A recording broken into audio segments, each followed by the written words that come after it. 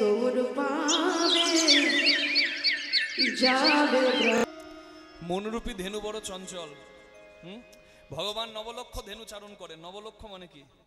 নবলক্ষ, একটা হয় লক্ষ্য, একটা হয় লক্ষ্য। লক্ষ্য মানে লাখ, লক্ষ্য মানে উদ্দেশ্য। হরি বল। তাহলে নবলক্ষ মানে আমাদের এই যে মনরূপী ধেনু, নটা দিকে যার লক্ষ্য। দেখুন, নটা রন্ধ্র আছে, দুটি কর্ণ, দুটি নাসারন্ধ্র, দুটি চক্ষুরন্ধ্র, একটি মুখগহ্বর, একটি পায়ু, একটি উপস্থ। বড় বড় নটি রন্ধ্র। মানে আমাদের এই মনরূপী ধেনু এই নটি দ্বারে পাগল বাবা।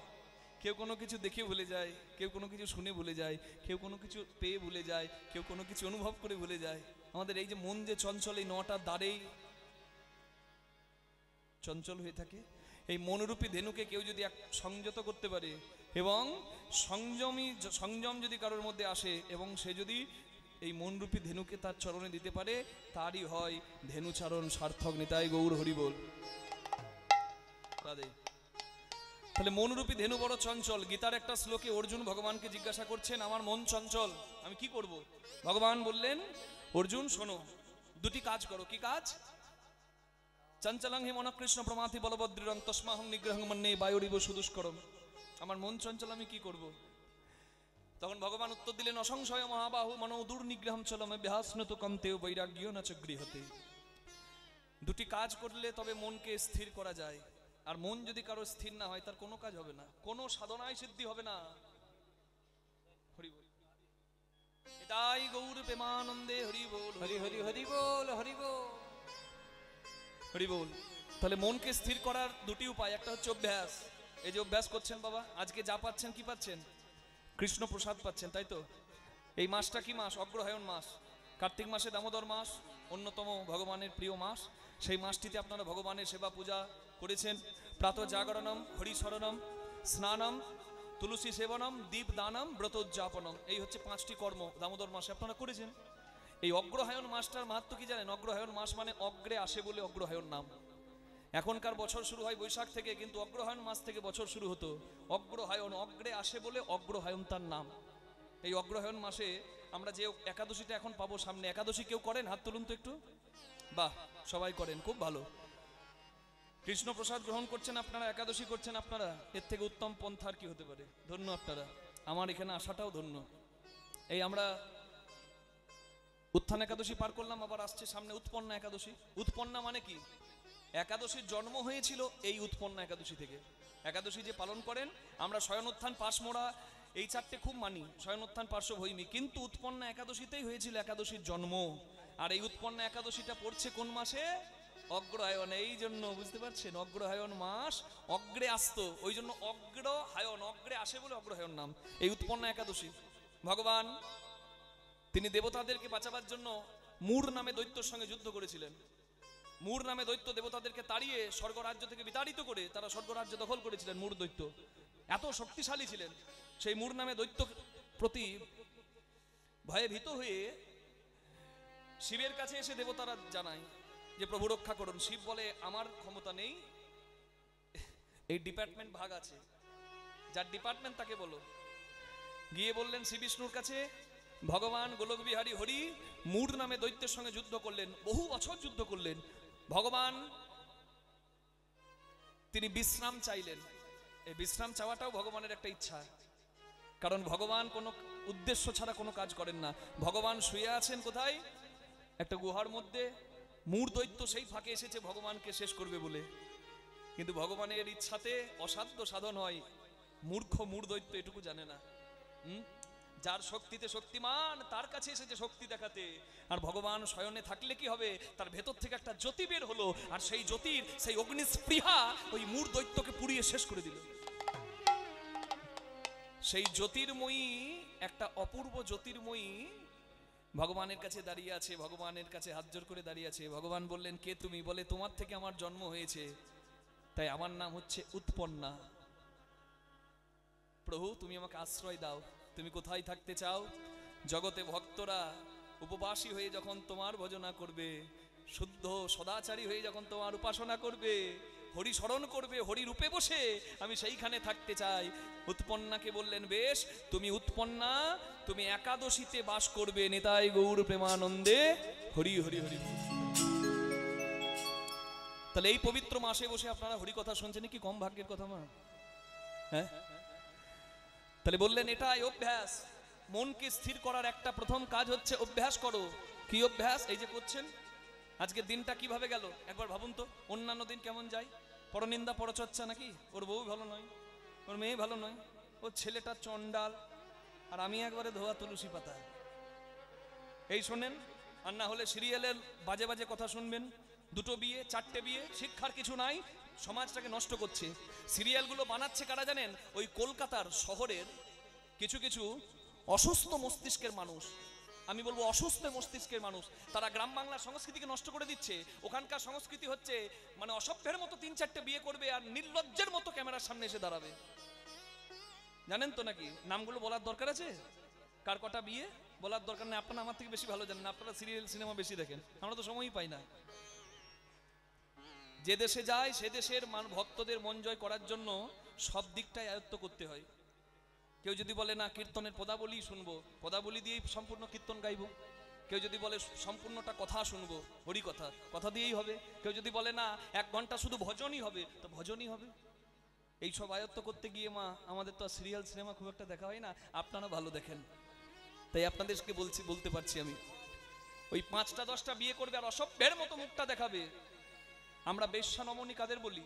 যারা উদরের ক্ষুধা নিবৃত্তির জন্য আর কিছু করার নাই, তাদেরকে সমাজ জায়গা দেবে না। তারা সমাজের কলঙ্কগুলো দূর করে, তারা আছে বলে সমাজের নারী সুন্দরভাবে পথ চলতে পারে। তাদেরকে যদি বেশ্যা বলেন, পেটের দায়ে উদরের ক্ষুধা নিবৃত্তির জন্য তারা যদি পতিতা হয়, আমি বলবো তারা অনেক ভালো। পেটের খিদের জ্বালায় তারা কাপড়টা সরায়, আর যারা স্বভাবগতভাবে কাপড়টা সরায় খিদের জ্বালায় নয়, বেশি পাবার আশায়, তাদেরকে তো বেশ্যার থেকে আরো বেশি ভালো সম্মান, মানে আরো নোংরা ভাষা ব্যবহার করা উচিত। নিতাই গৌর হরি হরি হরি বল। আর আমরা সমাজে তাদেরকে কি বলি? নক্ষত্র, স্টার, নায়ক নায়িকা। লজ্জা লাগা উচিত আমাদের। ওদের ছবি তোলার জন্য পাগলের মতো ছুটে বেড়াই। আরে তাদের তো সভ্যতা ঠিক নাই। যারা সিরিয়ালগুলো বানাচ্ছে তারা গ্রাম বাংলার সংস্কৃতি নষ্ট করে দিচ্ছে। হেন কোনো সিরিয়াল দেখলাম না যেখানে ভালো শিক্ষা, ওই 2-1টা বাদ দিয়ে, তাও খুঁজে দিতে হবে। 2টো বিয়ে, বাপেরও 2টো বিয়ে, ছেলেরও 2টো বিয়ে, বইয়েরও 2টো বিয়ে, নে করে খাক। কি সমস্যা! আমাদের গ্রাম বাংলার সংস্কৃতি নষ্ট করে দিচ্ছে ওই সিরিয়ালগুলো। আর যারা বানাচ্ছে তারা ওই অসুস্থ মস্তিষ্কের কলকাতার মানুষ। রাধে রাধে। সেইখান থেকে, সেই ধ্বংস হয়ে যাবার সংস্কৃতি থেকে এখনো গ্রাম বাংলায় এই যে হরিনাম কীর্তনের আসর হয়, ভাগবত আসর হয়, ভাগবতী আসর হয়, এইখানে মানুষ আসে কেন জানেন? এখানে মানুষ ধর্মপ্রাণ হয়, পথ চলাটা সুন্দর হয়, চরিত্র গঠন হয়, জীবনে মূল্যবোধ জাগে, মোরালিটি আসে, দেশের দশের নিজের কল্যাণে মানুষ মতি আনে। নিতাই গৌর প্রেমানন্দে হরি হরি বল। ওই জন্য 3-4 ঘন্টা ভাববেন না যে এখানে আমি বসছি, মাগো সংসারে কত কাজ পড়ে রইল। না, জানবেন এই সময়টাই আপনার কিছু হলো, আর বাকি সময় বৃথা গেল, বৃথা গেল। কি বাবা রাধে, এটা মনে রাখবেন মা। তাহলে অর্জুনকে ভগবান কি বললেন জানেন? 2টো কাজ না করতে পারলে কারোর মন স্থির হবে না, আর মন স্থির না হলে তার কোনো কাজে তার সিদ্ধি লাভ হবে না। একটা হচ্ছে অভ্যাস। আজকে সারা দিনটা কিভাবে গেল মা ভাবুন না। হরিনাম শুনছেন, শাস্ত্রীয় কথা শুনছেন, অশাস্ত্রীয় নয়, এটা শ্রদ্ধার স্থান। এই আসনটা, এই পাঠের আসনটা বাবা অনেক উচ্চ স্থান। যেমন আপনাদেরটা উচ্চ স্থান, উচ্চ আসন, তেমনি আমাদেরটা উচ্চ আসন। হরি বল। তার মানে এখানে বসে আপনারা সারাদিন কি শুনছেন বলুন দেখি?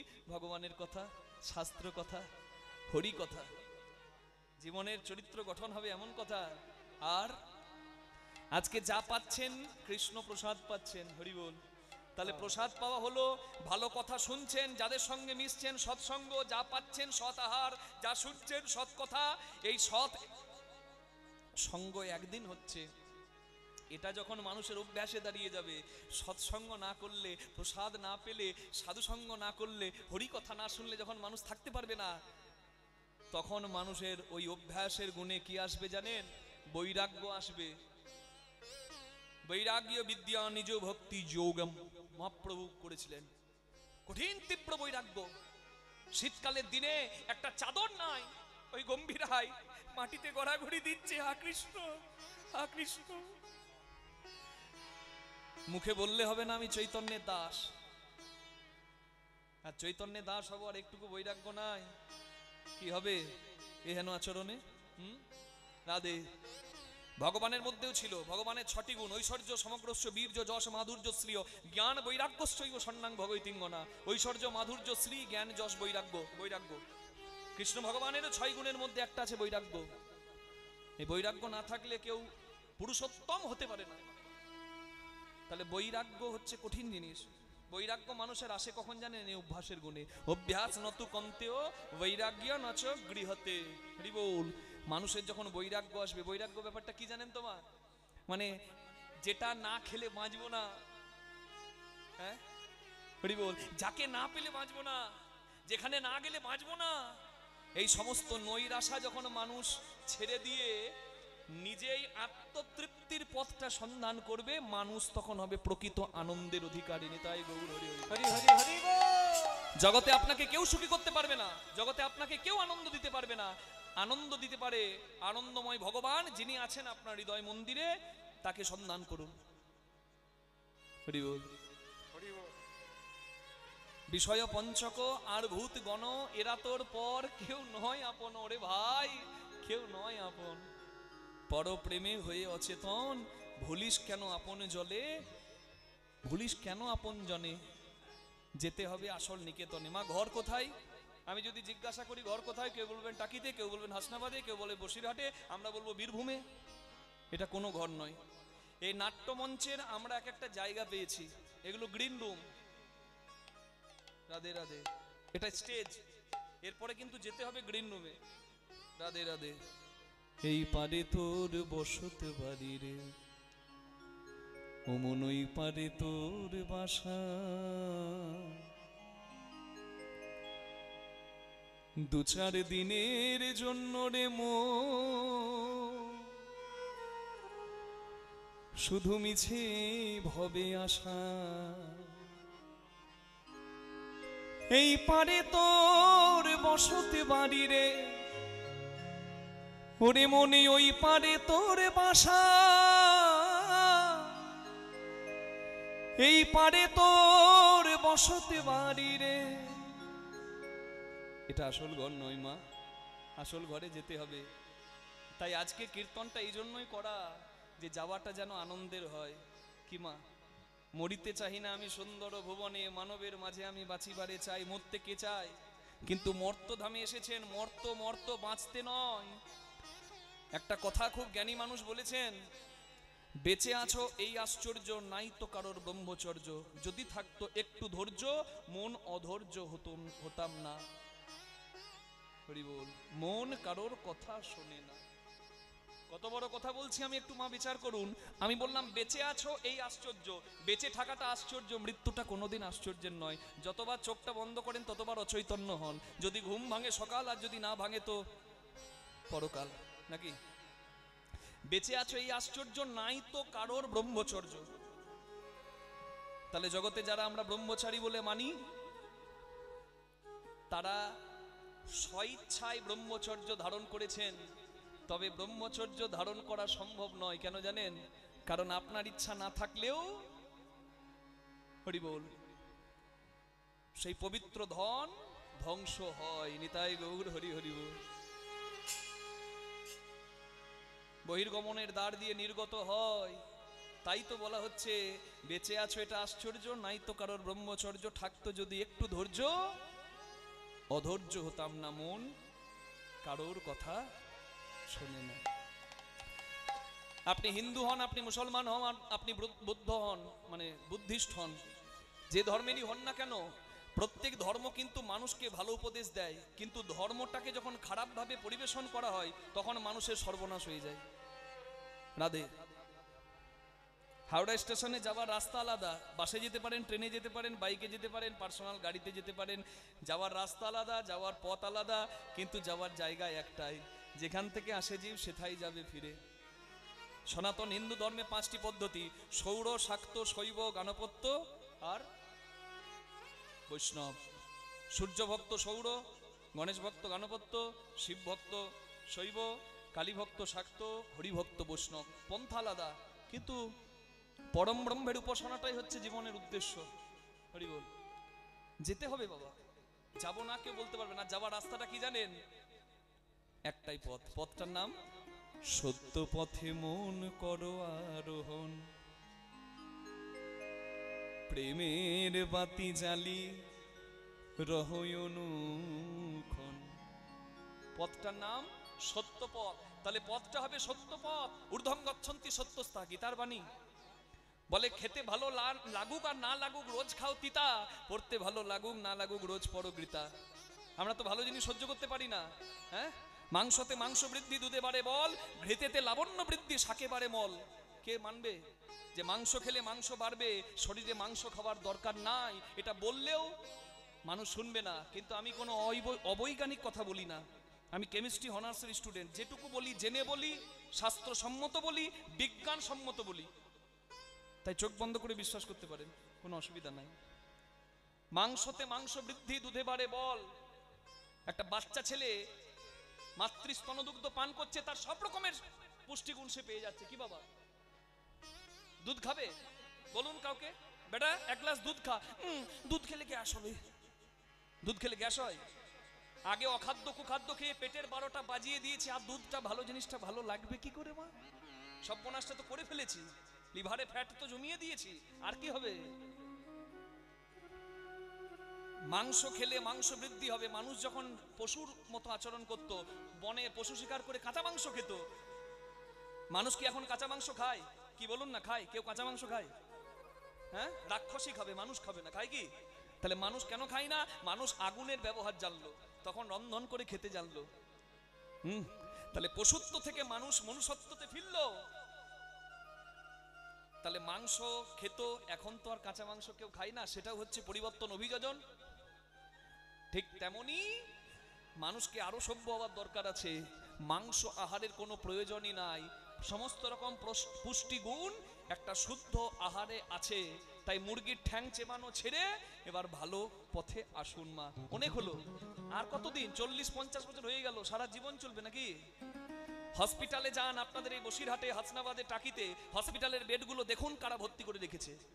বেশি ডিটেলসে বলার দরকার নাই, পণ্ডিত বোঝে ইশারায়। কি বাবা, এটা দেখেও শিক্ষা নাই যে আহার শুদ্ধি কতটা দরকার? মনটাকে কন্ট্রোলের জন্য আহার শুদ্ধি। আর এখনকার বাঙালিদের 3টে হাত, তো একটা ডান হাত, একটা বাঁ হাত, একটা অজু হাত, নাকি? কি আত্মা চাই তাই খাই, আত্মার নামে দোষ দেবে? কি শয়তান! আত্মা খায়, আত্মা ঘুমায়, আত্মা বেড়াতে যায়। আত্মা কিছু নয়, আত্মা হচ্ছে মুক্ত। আত্মার বাদী হচ্ছে এই শরীর। মা কালীর চরণতলে যিনি, তিনি হচ্ছেন সব শিব। সব মানে মরা। যদি তুমি সব না হতে পারো, ইন্দ্রিয় জয় তোমার মধ্যে ক্ষমতা না আসে, শ্মশানে যখন শবদাহ হয় তখন এই আত্মাটা মুক্ত হয়। শরীরটা, বাদী শরীরটা যেটা আত্মার মঙ্গল করে না, সেটা পুড়ে ছাই হয়। তাই শ্মশান পবিত্র স্থান হয়। কালীর চরণতলায় যিনি মহাকাল সবশিব, সব কথার অর্থ হচ্ছে মৃত। শুধু আগুনে পুড়লেই মৃত নয়, মৃত হচ্ছে কেউ যদি জীবনে ইন্দ্রিয়কে জয় করে নেয়, সে মৃতের মতো হবে। হ্যাঁ, তারপরে সব হওয়ার পর শিব হতে হবে। শিব মানে মঙ্গল। অসুররাও ক্ষমতা পেল, দেবতারাও ক্ষমতা পেল। অসুররা ধ্বংস হলো, দেবতারা স্থান পেল। কিসের জন্য? ক্ষমতা পেয়েছো, ক্ষমতাটাকে জগতের মঙ্গলের জন্য কাজে লাগাতে হবে। তুমি মঙ্গলময় হবে ক্ষমতা পেয়ে, তোমার মধ্যে ষড়রিপু দমনের ক্ষমতা থাকবে, তোমার মঙ্গলময় আচরণ হবে, তবে জগতে তোমার জয় জয় হবে। তবেই তুমি সেই পরমা প্রকৃতি মাকে বইতে পারবে, তবে তুমি কালী মায়ের বাহন হতে পারবে। নিতাই গৌর হরি হরি বল। আমরা তত্ত্বের ধার ধারি না, তন্ত্রের ধার ধারি না, শুধু অজুহাত। আত্মা খায় না, আত্মা ঘুমায় না মা। এই ইন্দ্রিয়টাকে আপনি, এই ইন্দ্রিয়টাকে জয় করতে পারেননি, দমন করতে পারেননি, আপনি হচ্ছেন ফেলিওর। আপনার কোনো কন্ট্রোল নাই, আপনার কোনো মঙ্গলের কাজ হবে না। সংযম কঠিন জিনিস, প্রত্যেকটি পথেই। হরি বল। হরি ভজন বড় লেঠা, হরি সাধন বড় মিঠা, হরি ভজন করবি যদি জল মরকচায় ওঠা। জলের ধর্ম গড়িয়ে পড়া, ঊর্ধ্ব হতে নিম্নগামী তার নাম ধারা, নিম্ন থেকে ঊর্ধ্বগামী তার নাম রাধা। হ্যাঁ, মুখে হরি হরি বলবো আর এইদিকে আমার সব নিতাই নিতাই হবে, কিচ্ছু হবে না। মর্কট বৈরাগ্য, মহাপ্রভুর কথা, মর্কট বৈরাগ্য না করো লোক দেখাই ইয়া, যথাসাধ্য ভুঞ্জ বিষয় মনাসক্ত হইয়া। বানরের বৈরাগী করো না বাবা, বৈরাগ্য বড় কঠিন জিনিস। তোমার আত্মসংযম নাই আর তুমি সাধু সেজে বসে আছো।